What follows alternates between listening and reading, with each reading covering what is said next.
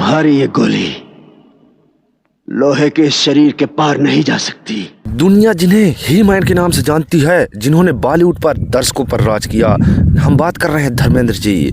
लेकिन क्या आप जानते हैं कि उनकी हजारों करोड़ों की संपत्ति का असली मालिक कौन बनेगा? धर्मेंद्र जी के दो परिवार हैं दोस्तों, एक है प्रकाश कौर और दूसरा है हेमा मालिनी की ओर से, और उनके कुल 6 बच्चे हैं।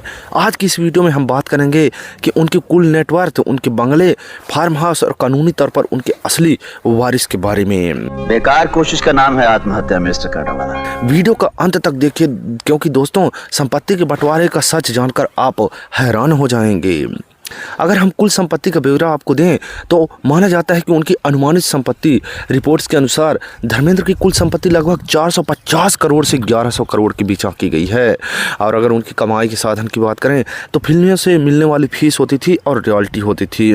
अगर हम बात करें तो विजेता फिल्म उनका अपना एक फिल्म प्रोडक्शन हाउस है, जिसमें बेताब और बरसात जैसी फिल्में बनी। अगर ही मैन की बात करें तो उनका एक रेस्टोरेंट भी है दोस्तों, जो कि पंजाब में स्थापित है, और साथ में वो है एड्स यानी कई ब्रांड्स के साथ उनके कांटेक्ट है दोस्तों। अब हम यदि प्रॉपर्टी के विस्तार की बात करें तो उनका जुहू में बंगला है दोस्तों। मुंबई के जुहू इलाके में उनका एक बेहद आलीशान बंगला है, जिसकी कीमत आज के समय में अरबों में है। यहाँ पूरा देओल फैमिली, सनी और बॉबी देओल की फैमिली रहती है। और एक है लोनावाला फार्म हाउस, धर्मेंद्र जी का सबसे पसंदीदा स्थान उनका 100 एकड़ का फार्म हाउस है। यहाँ वो खेती करते हैं, उनके पास कई गाय भैंसे भी हैं और वे अपना ज़्यादातर समय यहीं बिताते थे। अगर हम पंजाब की ज़मीन की बात करें तो लुधियाना के पास उनकी पैतृक गांव सोहनीवाल में भी उनके पास काफ़ी पुश्तैनी ज़मीन और घर हैं दोस्तों। अगर हम बात करें तो धर्मेंद्र के दो परिवार में कुल 6 बच्चे हैं। पहली पत्नी का नाम है प्रकाश कौर, इनके 4 बच्चे हैं, सनी देओल, बॉबी देओल, विजेता और अजीता देओल। अगर हम दूसरी पत्नी हेमा मालिनी की ओर से बात करें तो इनके 2 बच्चे हैं, ईसा देओल और आहाना देओल। अगर रिश्तों की, अगर हम इनके तालमेल की बात करें तो यहाँ आपको बताना चाहिए कि धर्मेंद्र ने कैसे दोनों परिवार के बीच संतुलन बनाया है। सनी और बॉबी आज खुद भी सफल हैं और उनके पास अपनी अलग करोड़ों की संपत्ति भी है। लेकिन बात करेंगे कानूनी रूप से धर्मेंद्र जी के जाने के बाद अब उनका अगला वारिस कौन होगा।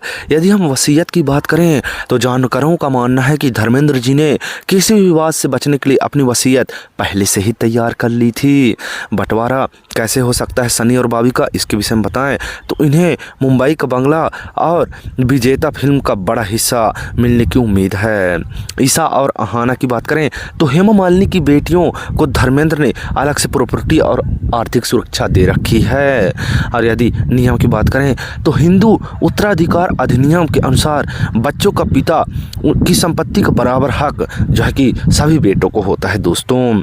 अब हम अगर धर्मेंद्र के जाने के बाद जो पहले उनकी लग्जरी स्टाइल की बात करें तो उनके पास कारों का कलेक्शन, जो कि धर्मेंद्र जी को पुरानी और नई गाड़ियों का बहुत शौक है।